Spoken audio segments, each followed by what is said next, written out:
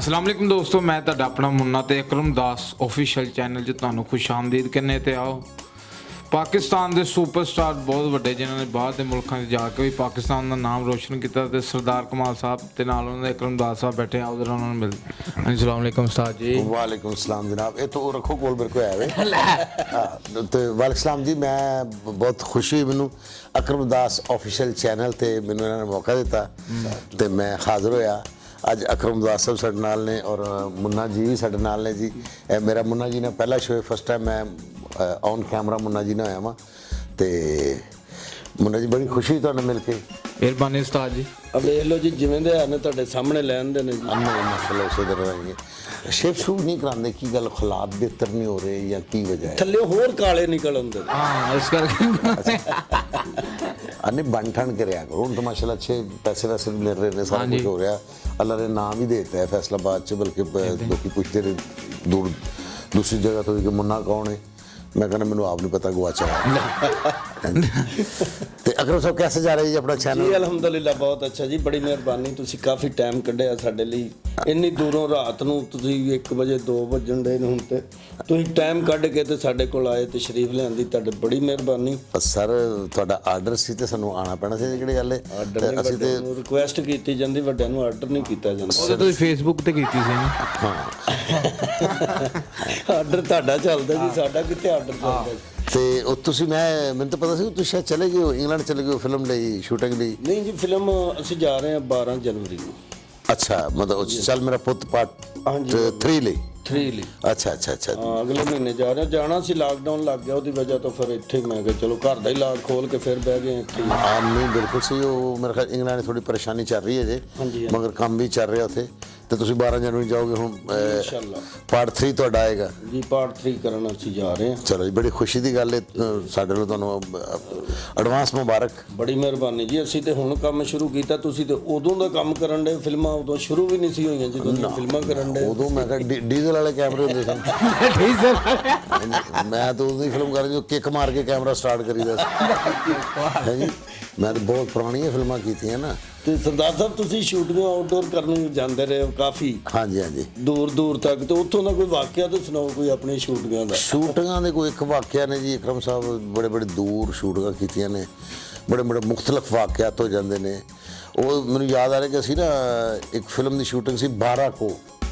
12 ਕੋ ਪਿੰਡ ਦਾ ਨਾਮ? ਨਹੀਂ ਨਹੀਂ 12 ਕੋ ਮਤਲਬ ਇਸਲਾਮਾਬਾਦ। ਅੱਛਾ ਅੱਛਾ। ਉੱਥੇ ਭਾਵੇਂ ਇੱਥੋਂ ਵੀ ਜਾਈਓ 12 ਕੋਈ। ਉੱਥੋਂ ਉੱਥੋਂ ਉਹਦੇ ਕੋਲੋਂ ਹੀ ਪੁੱਛੋ ਜੀ 12 ਕੋ ਕਿੱਥੋਂ ਨੇ, ਕਹਿਣਾ ਜੀ ਇਹ ਵੇ ਜੀ 12 ਕੋ। ਤੇ ਉੱਥੇ ਸ਼ੂਟਿੰਗ ਕਰਨ ਗਏ ਸੀ। ਉੱਥੇ ਮੈਂ ਸਾਂ, ਮੁਮਰ ਰਾਣਾ ਸਾਹਿਬ ਸਨ, ਆਪਣਾ ਸ਼ਫਕਤ ਚੀਮਾ ਸਾਹਿਬ ਸਨ ਜੀ। ਤੇ ਉਹ ਬੜਾ ਫਾਈਟ ਸ਼ਾਈਟ ਦੇ ਸੀਨ ਮਤਲਬ ਮਰਦ ਹੀ ਮਰਦ ਸਨ ਜੀ ਜੀ। ਖਵਾਤੀਨ ਉਦੋਂ ਕੋਈ ਨਹੀਂ ਸੀ ਸਾਡੇ ਨਾਲ ਜੀ। ਤੇ ਉੱਥੋਂ ਇੱਕ ਪਿੰਡੀ ਦੇ ਸਾਹਿਬ ਸਾਨੂੰ ਮਿਲ ਪਏ ਨੇ। ਉਹ ਕਿਤੇ ਸ਼ੂਟਿੰਗ ਵੇਖਦਾ ਵੇਖਦਾ ਆ ਕੇ ਕਹਿੰਦਾ ਉਹ अस्सलाम वालेकुम जी, ਕੀ ਹਾਲ ਹੈ? ਅੱਛਾ। ਉਹ ਜੀ ਤੁਸਾਂ ਦਾ ਮੈਂ ਬਹੁਤ ਫੈਨ ਹਾਂ, ਮੈਂ ਤੁਸਾਂ ਦੀਆਂ ਬੜੀਆਂ ਫਿਲਮਾਂ ਤੱਕਣਾ ਜੀ ਜਨਾਬ, ਬੜੀ ਖੁਸ਼ੀ ਹੋਈ ਹੈ। ਤੇ ਕੀ ਹੋਣਾ ਕੀ ਪਿਆ? ਮੈਂ ਕਿਹਾ ਸ਼ੂਟਿੰਗ ਹੋ ਰਹੀ ਫਿਲਮ ਦੀ। ਅੱਛਾ ਅੱਛਾ ਇਹ ਤਾਂ ਦੱਸੋ ਨਾ ਕੋਈ ਖਿਦਮਤ ਦੱਸੋ, ਕੋਈ ਲੈ ਕੇ ਆਵਾਂ ਨਾ ਉਹ ਖਾਸੋ ਕੁਛ। ਮੈਂ ਕਰਨੀ ਹੈ ਬੜੀ ਮਿਹਰਬਾਨੀ। ਤੂੰ ਵੇਖ ਰਿਹਾ ਚਾਰੇ ਪਾਸੇ ਤੈਨੂੰ ਬੰਦੇ ਹੀ ਬੰਦੇ ਨਜ਼ਰ ਆ ਰਹੇ ਨੇ, ਉਹਨੂੰ ਵਿੱਚ ਕੋਈ ਖਾਤੂਨ ਨਜ਼ਰ ਨਹੀਂ ਆ ਰਹੀ ਜਿਸ ਕੰਮ ਲਈ ਆਇਆ ਸੀ। ਉਹ ਨਾ ਫਿਰ ਮੈਨੂੰ ਪੁੱਛੀ ਜਾਵੇ ਅੱਛਾ ਤੇ ਅੱਜ ਮੁਮਰ ਰਾਣਾ ਕੱਲੇ ਸਾਰਾ ਦਿਨ ਇਸ ਰਹਿ ਸਨ? ਮੈਂ ਕਿਹਾ ਉਹ ਕੱਲੇ ਰਹਿ ਸਨ ਨਾ, ਤਾਂ ਸ਼ਫਕਤ ਚੀਮਾ ਮਰ ਜਾ ਸੀ ਫਿਲਮ 'ਚ। ਉਹ ਮੈਂ ਕਿਹਾ ਜੀ ਨਹੀਂ ਮਰੇਗਾ ਨਾ ਜੀ, ਹੁਣ ਮੈਂ ਕਿਹਾ ਸ਼ੂਟਿੰਗ ਸ਼ੁਰੂ ਹੋਈ ਹੈ। ਅੱਛਾ ਤੇ ਖਾਣਾ ਕਦੋਂ ਖਾਸੋ? ਉਹ ਮੈਂ ਯਾਰ ਜੋ ਬ੍ਰੇਕ ਹੋਈ ਉਦੋਂ ਖਾਵਾਂਗੇ ਨਾ। ਅੱਛਾ ਅੱਛਾ ਅੱਛਾ ਅੱਛਾ। ਨਹੀਂ ਮੈਂ ਬਹੁਤ ਫੈਨ ਹਾਂ ਤੁਸਾਂ ਨਾ, ਬੜੀ ਫਿਲਮਾਂ ਤੱਕੀਆਂ ਤੁਸਾਂ ਦੀਆਂ ਤੇ ਵੇਖ ਰਿਹਾ ਇੱਧਰ ਉੱਧਰ। ਉਹਦੀ ਨਾ ਕੋਈ ख्वाहिश पूरी नहीं हो रही। आखिरकार उन्हें बेचारे ने ना बड़े कोई मुहज़्ज़ब तरीके ना मैंने पूछा है तो नहीं कि अज खैर है अज तुस सारे कल्ले आए हो, फैमिली नाल नहीं आई? ਉਹਨੂੰ ਕੀ ਪਤਾ ਵਿਚਾਰੇ ਨੂੰ ਫੈਮਿਲੀ ਹੁੰਦੀ ਹੈ ਜਾਂ ਉਹ ਆਪਣੇ ਘਰੋਂ ਆਉਂਦੇ, ਤੁਸੀਂ ਆਪਣੇ ਘਰੋਂ ਆਉਂਦੇ। ਬਈ ਅਦਬ ਨਾਲ ਪੁੱਛ ਰਿਹਾ ਹੈ ਕਿ ਗੁੱਸਾ ਨਾ ਕਰ ਦੇਣ ਕਿ ਤੁਹਾਡੇ ਨਾਲ ਕੋਈ ਅੱਜ ਆਰਟਿਸਟ ਨਜ਼ਰ ਨਹੀਂ ਆ ਰਹੀ, ਵੀ ਸਾਇਮਾ ਬੇਗਮ ਨਹੀਂ ਨਜ਼ਰ ਆ ਰਹੇ ਤੁਹਾਡੇ ਨਾਲ, ਕੋਈ ਹੋਰ ਆਰਟਿਸਟ ਨਜ਼ਰ ਨਹੀਂ ਆ ਰਹੀ। ਉਹਨੇ ਫੈਮਿਲੀ ਪਾ ਕੇ ਤੇ ਹਿਸਾਬ ਸਿੱਧਾ ਕਰ ਰਿਹਾ ਬੇਟਾ ਜੀ।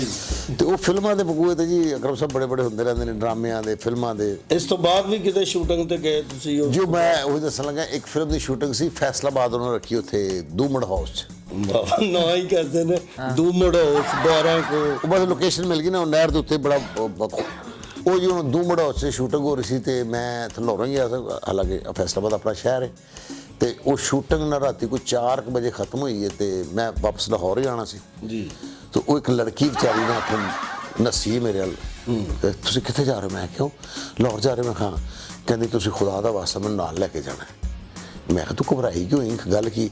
ਉਹ ਕਹਿੰਦੀ ਕੰਮ ਖਤਮ ਹੋ ਗਿਆ ਤੇ ਪ੍ਰੋਡਿਊਸਰ ਮੈਨੂੰ ਕਹਿ ਰਿਹਾ ਤੂੰ ਰੁਕ ਜਾ। ਉਹ ਨਾ ਜੀ ਉਹ ਵਿਚਾਰੀ ਬਹੁਤ ਘਬਰਾਈ ਹੋਈ, ਕਹਿੰਦੀ ਮੈਨੂੰ ਕਹਿ ਰਹੇ ਨੇ ਕਿ ਰੁਕ ਜਾ ਤੂੰ, ਅਸੀਂ ਕੱਲ ਚੱਲਾਂਗੇ ਜੀ। ਤੇ ਮੈਨੂੰ ਨਾ ਇਹਨਾਂ ਦੀ ਨੀਅਤ ਕੋਈ ਅੱਛੀ ਨਹੀਂ ਲੱਗ ਰਹੀ ਤੇ ਤੁਹਾਡੀ ਮਿਹਰਬਾਨੀ ਨਾਲ ਮੈਨੂੰ ਲਾਹੌਰ ਲਈ ਚਲੋ ਜੀ।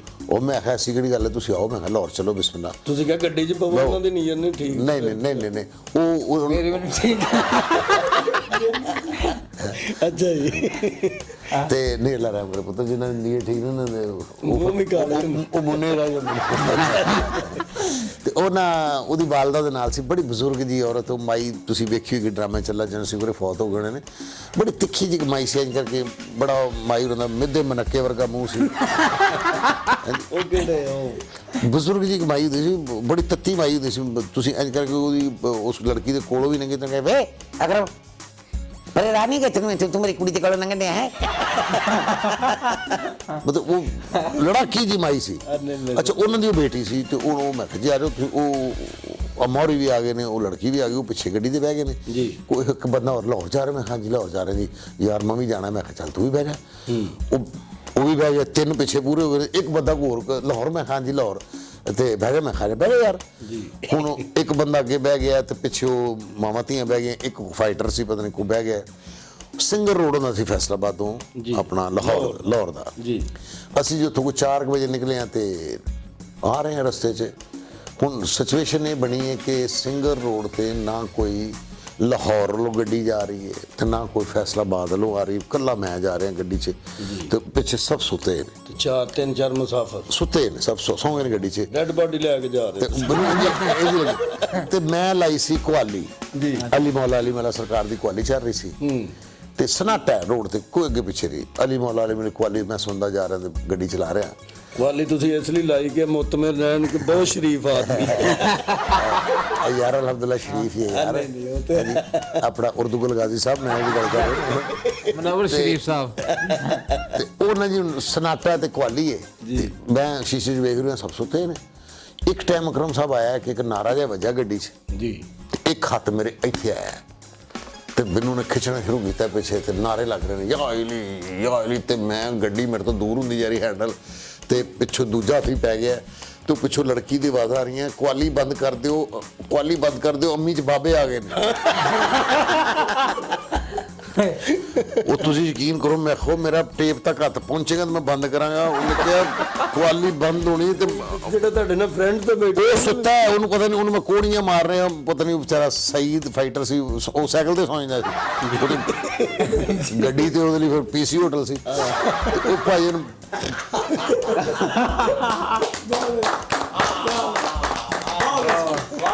ਹਾਂਜੀ ਉਹ ਬੰਦ ਕੀਤੀ ਜੀ ਟੇਪ ਤੇ ਬੜੀ ਮੁਸ਼ਕਲ ਨਾਲ ਮੈਂ ਨਾ ਅੰਮਾ ਜੀ ਦੇ ਹੱਥ ਪੁੱਟੇ ਨੇ ਤੇ ਉਹ ਅੰਮਾ ਜੀ ਪਹਿਲੇ ਹੀ ਮਤਲਬ ਮਰੋੜੀ ਜੁੱਤੀ ਵਰਗੇ ਸਨ, ਹੋਰ ਮਤਲਬ ਇੰਨੀ ਕਮਾਈ ਹੋ ਗਈ ਹੈ ਤੇ ਉਹ ਖਿੱਚ ਕੇ ਅੰਮੀ ਹੋਰਾਂ ਨੂੰ ਬਾਹਰ ਕੱਢਿਆ ਤੇ ਉਹ ਕੁੱਟਰੀ ਨੱਪੀ ਕੀ ਹੈ ਮਤਲਬ 2 ਹੱਥ ਲਾਏ ਤੇ ਮਾਈ ਮੁੱਕ ਗਈ।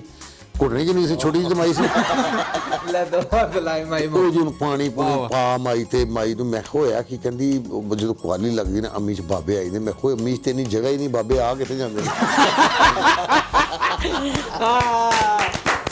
ਵਾਹ ਵਾਹ ਵਾਹ।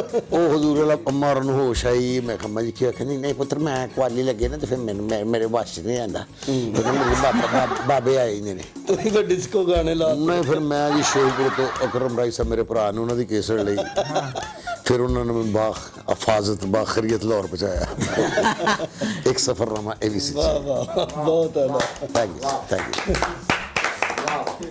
ਹੁਣ ਤੁਸੀਂ ਜਿੰਨੀਆਂ ਫਿਲਮਾਂ ਕੀਤੀਆਂ ਕੋਈ ਨਾ ਕੋਈ ਵਾਕਿਆ ਵਿੱਚ ਆਉਂਦੇ ਰਹੇ ਨੇ ਜੀ। ਮੈਂ ਉਹ ਅਰਜ਼ ਕਰਦਾ ਕਿ ਸਫ਼ਰ ਜਿਹੜੇ ਨਾ ਦੁਨੀਆ ਦੇ ਜਿੱਥੇ ਵੀ ਤੁਸੀਂ ਜਾਓਗੇ, ਤੁਸੀਂ ਵੀ ਮੁੰਨਾ ਸਾਹਿਬ ਵੀ ਜਿੱਥੇ ਕਿਤੇ ਤੁਸੀਂ ਜਾਂਦੇ ਹੋ, ਕੁਛ ਨਾ ਕੁਛ ਹੁੰਦਾ ਜ਼ਰੂਰ ਹੈ।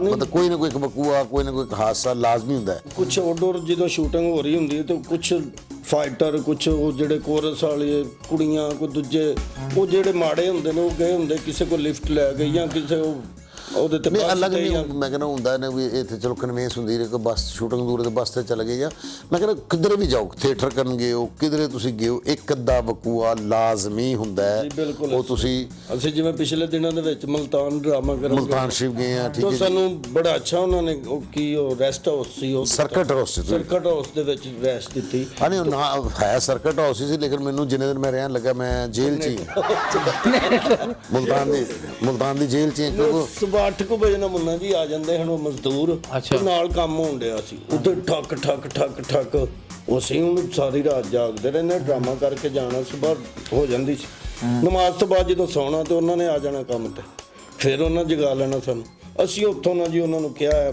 ਇੱਕ ਸਾਡੇ ਮਹਿੰਦਰ ਪਾਲ ਸਿੰਘ ਨੇ ਉਹ ਬੜੇ ਅੱਛੇ ਆ ਦੋਸਤ ਬੜੇ ਨੇ ਸਾਡੇ। ਪਿਆਰੇ ਜੀ ਉਹ। ਬੜੇ ਪਿਆਰੇ ਨੇ ਉਹਨਾਂ ਨੇ ਸਾਨੂੰ ਉਹ ਸਰਕਾਰੀ ਰਿਹਾਇਸ਼ ਸੀ ਨਾ ਉੱਥੇ ਦਿੱਤੀ ਜੀ ਉਹਨਾਂ ਨੇ ਸਾਨੂੰ ਦੱਸਿਆ ਕਿ ਇਹ ਨਾਲ ਦੇ ਕਮਰੇ ਮਹਿੰਦਰਪਾਲ ਸਾਹਿਬ ਨੂੰ ਇਹ ਨਹੀਂ ਸੀ ਪਤਾ ਕਿ ਉਹ ਜ਼ੇਰੇ ਤਮੀਰ ਹੈ ਜਾਂ ਕੰਮ ਹੋ ਰਿਹਾ ਨਹੀਂ ਉਹਨਾਂ ਨੂੰ ਨਹੀਂ ਸੀ ਪਤਾ ਉਹ ਤਾਂ ਮੈਨੂੰ ਉਹਨਾਂ ਸਾਨੂੰ ਦੱਸਿਆ ਜਿਹੜੇ ਕਮਰੇ 'ਚ ਤੁਸੀਂ ਠਹਿਰੇ ਹੋ ਇਹ ਕਮਰੇ ਦੇ ਵਿੱਚ ਸ਼ਬਾਜ਼ ਸ਼ਰੀਫ ਸਾਹਿਬ ਵੀ ਠਹਿਰੇ ਇਹ ਕਮਰੇ ਦੇ ਵਿੱਚ ਯੂਸਫ ਰਜ਼ਾ ਗਲਾਨੀ ਸਾਹਿਬ ਵੀ ਠਹਿਰੇ ਤੇ ਮੈਂ ਕਿਹਾ ਜੀ ਵੈਰੀ ਗੁੱਡ ਮੈਂ ਕਿਹਾ ਹੁਣ ਉਹ ਕਿੱਥੇ ਨੇ ਕਹਿੰਦੇ ਉਹ ਤੇ ਜੇਲ੍ਹ 'ਚ ਨੇ ਤੇ ਮੈਂ ਕਿਹਾ ਇਸ ਤੋਂ ਬਾਅਦ ਅਸੀਂ ਵੀ ਉੱਥੇ ਜਾਣਾ।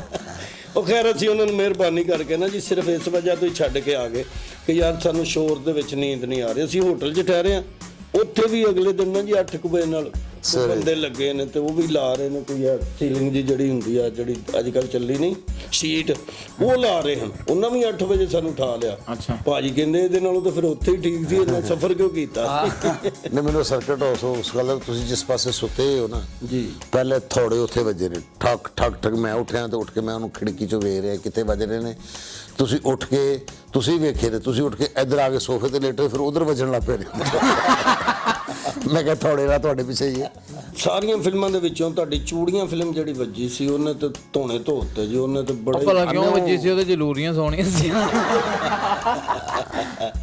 ਤੇ ਪੁੱਤਰ ਬਾਕੀਆਂ ਜੀ ਕਿਹੜਾ ਉਹਨਾਂ ਮਹਿਕ ਜਨ ਖੁਸਰਾ ਪਾਇਆ ਹੁੰਦਾ ਸਾਰੀਆਂ ਕੁੜੀਆਂ ਹੀ ਹੁੰਦੀਆਂ ਨੇ ਬਸ ਉਹ ਉਹਦਾ ਕੋਈ ਫਿਲਮ ਉਹ ਐਕਸਟਰਾਆਰਡਨਰੀ ਅੱਛੀ ਫਿਲਮ ਅੱਛੀ ਚੱਲ ਗਈ ਕਹਾਣੀ ਪਿੰਡ ਥਾਂ ਦੀ ਕਹਾਣੀ ਸੀ ਬੜੀ ਸਿੱਧੀ ਬੜੇ ਸਾਦੀ ਕਹਾਣੀ ਸੀ ਔਰ ਬਹੁਤ ਅੱਛੀ ਬਹੁਤ ਅੱਛੀ ਫਿਲਮ ਉਹ ਜਿਹੜੀ ਅੱਛੀ ਚਲੀ ਗਈ ਉਹ ਸਭ ਨੂੰ ਯਾਦ ਹੈ ਹੁਣ ਇੰਨੀਆਂ ਫਿਲਮਾਂ ਕੀਤੀਆਂ ਬਾਕੀ ਕਿਸੇ ਨੂੰ ਯਾਦ ਨਹੀਂ ਬਿਲਕੁਲ ਇਸ ਤਰ੍ਹਾਂ ਹੀ ਹੈ ਜੀ ਉਹ ਬਲਕਿ ਮੈਂ ਇੱਕ ਦਿਨ ਗੱਡੀ ਲਾ ਰਿਹਾ ਸੀ ਇੱਕ ਜਗ੍ਹਾ ਤੇ ਉੱਥੇ ਚੈਨਲ ਦੇ ਬਾਹਰ ਤੇ ਇੱਕ ਬੰਦਾ ਗੱਡੀ ਮੇਰੇ ਕੋਲ ਲਵਾ ਰਿਹਾ ਸੀ ਜੀ ਮਤਲਬ ਇੱਧਰ ਕਰੋ ਜੀ ਇੱਧਰ ਮੋੜੋ ਜੀ ਤੇ ਉਹ ਬਜ਼ੁਰਗ ਸੀ ਉਹਨਾਂ ਦੇ ਮੂੰਹ 'ਚ ਦੰਦ ਵੀ ਕੋਈ ਨਹੀਂ ਸੀ ਤੇ ਜਿਹੜੇ ਗੱਡੀ ਲਵਾ ਰਹੇ ਸਨ ਤੇ ਸਿਰ ਤੇ ਵਾਲ ਵੀ ਉਹਨਾਂ ਦੇ ਇੰਜ ਸੀ ਜਿਵੇਂ ਕਹਿੰਦੇ ਨੇ 100 ਕੋਹ ਦਾ ਦੀਵਾ ਬਲਣਾ ਕਿਤੇ ਕਿਤੇ ਉਹਨਾਂ ਦੇ ਵਾਲ ਸੀ ਵਾਹ ਵਾਹ ਉਹ ਮੈਂ ਉਹਨਾਂ ਗੱਡੀ 'ਚ ਬੈਠਾ ਮੈਂ ਕਿਹਾ ਯਾਰ ਮੈਂ ਇਹਨਾਂ ਦਾ ਉਤਰ ਕੇ ਸ਼ੁਕਰੀਆ ਅਦਾ ਕਰਾਂਗਾ ਬਜ਼ੁਰਗਾਂ ਦਾ ਕਿ ਇਹਨਾਂ ਨੇ ਮੇਰੀ ਗੱਡੀ ਲਵਾਈ ਏ ਉਹ ਗੱਡੀ ਲਾ ਕੇ ਮੈਂ ਥੱਲੇ ਉਤਰਿਆ ਮੈਂ ਕਿਹਾ ਜੀ ਬੜੀ ਮਿਹਰਬਾਨੀ ਤੁਸੀਂ ਗੱਡੀ ਲਵਾਈ ਹੈ ਕਹਿੰਦਾ ਨਹੀਂ ਕੋਈ ਗੱਲ ਨਹੀਂ ਕਹਿੰਦਾ ਮੈਂ ਤੁਹਾਡੀ ਚੂੜੀਆਂ ਵੇਖੀ ਸੀ ਮੈਂ ਛੋਟਾ ਜਿਹਾ ਹੋਣਾ ਥਾ ਬਾਬਾ ਜੀ ਕਹਿੰਦੇ ਨੇ ਮੈਂ ਉਹਨੂੰ ਕਿਹਾ ਅੱਛਾ ਮੈਂ ਕਿਹਾ ਬੇਟਾ ਮੈਂ ਫਿਰ ਜਾ ਰਿਹਾ ਰਿਕਾਰਡਿੰਗ ਨੂੰ ਗੱਡੀ ਦਾ ਖਿਆਲ ਰੱਖੀ ਲੋੜ ਮੈਨੂੰ ਇਜਾਜ਼ਤ ਦਿਓ ਫਿਰ ਹੈ ਬੜੀ ਮਿਹਰਬਾਨੀ ਥੈਂਕ ਯੂ ਜੀ ਮੁੰਨਾ ਜੀ ਬੜੀ ਮਿਹਰਬਾਨੀ ਬੜੀ ਖੁਸ਼ੀ ਤੁਹਾਡੇ ਨਾਲ ਮਿਲ ਕੇ ਅਕਰਮ ਸਾਹਿਬ ਨਾਜ਼ਰੀਨ ਇਹ ਵੀ ਅਕਰਮ ਉਦਾਸ ਆਫੀਸ਼ੀਅਲ ਚੈਨਲ ਇਹਨੂੰ ਵੇਖਦੇ ਰਹੋ ਸਬਸਕ੍ਰਾਈਬ ਵੀ ਕਰਦੇ ਰਹੋ ਇਨਸ਼ਾਅੱਲਾ ਇੱਥੇ ਤੁਹਾਡੀ ਬੜੇ ਬੜੇ ਅੱਛੇ ਫਨਕਾਰਾਂ ਨਾਲ ਮੁਲਾਕਾਤ ਹੋਏਗੀ ਇਨਸ਼ਾਅੱਲਾ ਅਕਰਮ ਸਾਹਿਬ ਔਰ ਮੁੰਨਾ ਜੀ ਫਿਰ ਕਿਸੇ ਨਵੇਂ ਫਨਕਾਰ ਨਾਲ ਕਿਸੇ ਅੱਛੇ ਫਨਕਾਰ ਨਾਲ ਤੁਹਾਡੇ ਨਾਲ ਮੁਲਾਕਾਤ ਕਰਨਗੇ ਮੈਨੂੰ ਅਕਰਮ ਸਾਹਿਬ ਨੂੰ ਔਰ ਮੁੰਨਾ ਜੀ ਮੁੰਨਾ ਜੀ ਨੂੰ ਇਜਾਜ਼ਤ ਦਿਓ ਅੱਲਾ ਹਾਫਿਜ਼